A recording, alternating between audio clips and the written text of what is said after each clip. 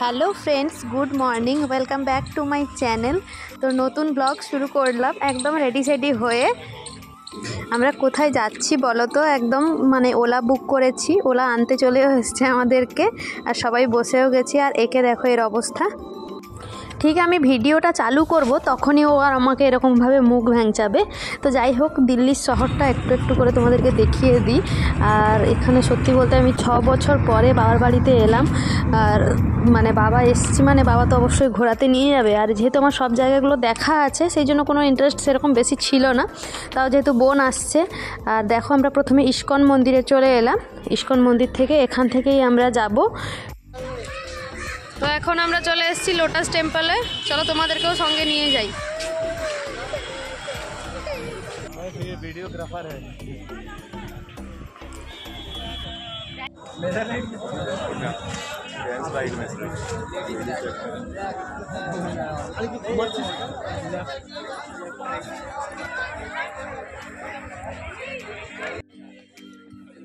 দেখে নাও তোমরা সবাই দূর থেকে।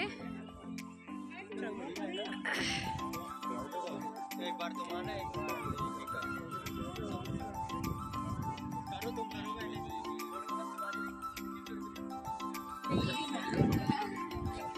বেশ একদম রাইট টাইমে এসে গেছি, এতটাই ভাবছিলাম 4টা। আর দেখতে পাচ্ছ আশেপাশের ভিউগুলো কত সুন্দর, তাই না? আর এখানে মানে সোমবার দিন মনে হচ্ছে বন্ধ থাকে। আর এই যে দেখো ঘাস কাটার মেশিনটা দেখে একটু দাঁড়িয়ে পড়লাম, খুব সুন্দর লাগছে দেখতে।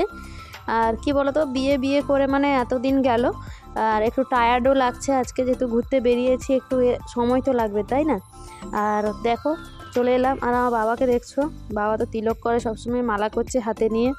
আর ওই মস্তি করতে করতে একটু যাচ্ছি। তারপর এখানে ভেতরে ঢুকবো এক্ষুনি।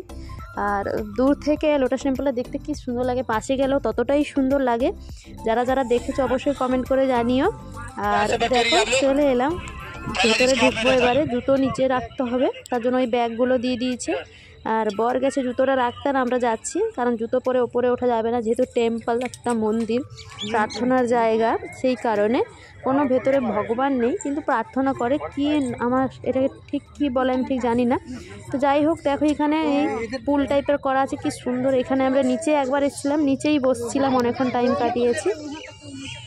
আর দেখো পুরো ভিউটা দেখো কি সুন্দর লাগছে। শুধু এই ফটো, যেখানে ফটো অ্যালাউ আছে, মানে ফোন অ্যালাউ আছে, সেখানে গ্যাদারিং তো অবশ্যই হবে এই ফটো তোলার জন্য, সেলফি তোলার জন্য। আর এইখানে ক্যামেরা অ্যালাউ ছিল না, তাও আমি লুকিয়ে লুকিয়ে একটু লাইনে যখন দাঁড়িয়েছিলাম তখনই ক্যামেরা করলাম। আর ভেতরে যখন প্রার্থনা করছিলাম তখনও ক্যামেরা করছিলাম, আস্তে আস্তে করে, কেউ বুঝতে পারেনি।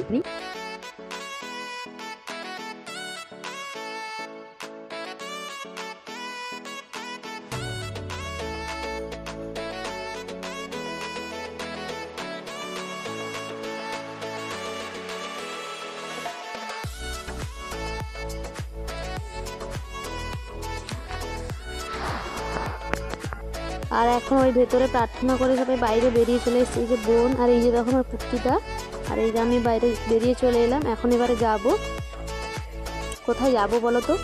বলছি, দাঁড়াও তোমাদেরকে। এই যে দেখো মেয়ে এখানে পয়সা ফেলে প্রণাম করে নিচ্ছে, কি বলছে ও নিজেই জানে না হয়তো। আর সবাই জিন্স পরে এসছি, মেয়ে, আমি, আর সবার ড্রেসগুলো প্রায় একই রকমই। তো মেয়েটা অনলাইনে অর্ডার দিয়েছিলাম। আর এখন কোন ডেস্টিনেশনে আমরা যাব বলো তো? এখন যাব হচ্ছে আমরা ইন্ডিয়া গেট। তো চলো তোমাদেরকেও সঙ্গে নিয়ে যাই, এখানকার ভিউটা আরেকবার তোমাদেরকে দেখিয়ে দিই, দিয়ে টাটা বাই বাই করে চলে যাই।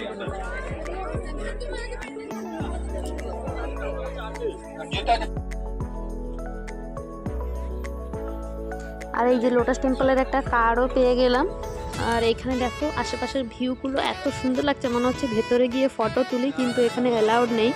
আর বাইরে বেরিয়ে এসেছি, মেয়ে জেদ করছে যে তোমাকে একটা পুতুল কিনে দাও, কিন্তু জানো এখানে কত দাম, যেহেতু এখানে বাইরের দেশের লোকেরা প্রচুর আসে। এই পুতুলগুলো বলছিল 450 টাকা। কোনো যুক্তি আছে বলো? এই পুতুলগুলো 450 টাকা দিয়ে মেয়েকে কিনে দেবো। আর এই হচ্ছে মোমো, মানে আলাদাই লেভেলের খেতে, মানে খেতে গিয়ে মানে মুখে দেওয়ার সঙ্গে সঙ্গে বমি বেরিয়ে এসেছিলো। আর সরস্বতী মাকে দেখিয়ে দিলাম, তারপরে চলে এলাম ইন্ডিয়া গেট। তো চলো তোমাদেরকে দেখিয়ে দিই একটু কাজ। India gate.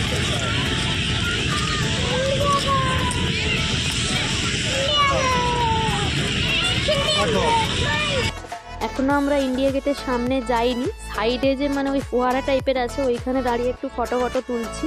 এটা হচ্ছে সাইডের ভিউটা, সামনে যাইনি, চলো তোমাদেরকে সামনে নিয়ে যাই, সামনে তো আরও সুন্দর। আর চলে এলাম ইন্ডিয়া গেটের সামনে। আর ইন্ডিয়া দেখো ফ্ল্যাগের মানে কালারটা ওপরে দিয়ে রেখেছে। আর বর একটু এখানে স্টাইল মেরে চশমাটা পরে নিল, দিয়ে এবারে হবে ফটোশ্যুট। আর ফটোশ্যুট করেই আমরা বেরিয়ে যাব, মানে ফটোশ্যুট মানে ফটো তুলেই বেরিয়ে যাওয়ার। এই যে আমার মেয়েকে দেখো, মানে সোয়েটারটা কেমন ফুলে আছে বলো তো, পেছনে ব্যাগটা লাগানো আছে পিঠে, সেই কারণে ওরকম লাগছে।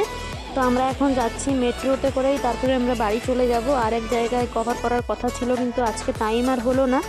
আর দেখো বাইরে বেরিয়েই দেখতে পেলাম কি বলতো, একজন আর্টিস্টকে, কি সুন্দর ফটো আঁকছে। সামনেই একজন আঙ্কেল বসে আছেন, ওনারই হুবহু মুখটা তুলে ধরেছেন, দেখো কাগজের মধ্যে কি সুন্দরভাবে এঁকেছেন। সত্যি ট্যালেন্ট আছে এনাদের বলতে হয়। একদম রোড সাইডে বসে ওনারা করছেন এরকম ফটো, মানে একদম হুবহু ফটো বানিয়ে দিচ্ছেন। আর এইখানে একটা কাণ্ড হয়েছে, আমি এখানে মানে আমি ঠিক মানে পড়িনি বা রুলসটা মনে ছিল না যে মেট্রো এখানে ফটো বা ক্যামেরা করা অ্যালাউড নেই। তো আমি ক্যামেরা করছিলাম বলে পুলিশ এসে একটু আমাকে জিজ্ঞেস করলো, তখন আমি বললাম যে না আমি নিজের ফটো তুলছিলাম। আর এই যে দেখো ব্যাগ চেক হয়ে বেরিয়েও চলে এলো। আর এখন আমরা চলে যাব, আর মেট্রো আসতে বাস আর 1 মিনিট বাকি আছে।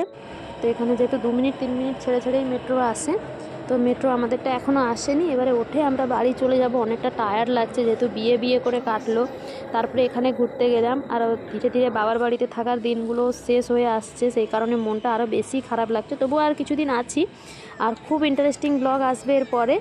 আর তোমরা অবশ্যই আমার চ্যানেলটাকে সাবস্ক্রাইব করে পাশে থেকো। ফাইনালি আমরা স্টেশনে পৌঁছে গেছি। আর ওই টিকিট নিয়ে কথা বলছিলাম যে কত টাকা নিয়েছে। চলো ভিডিওটা এতটাই, সবাই খুব ভালো থেকো।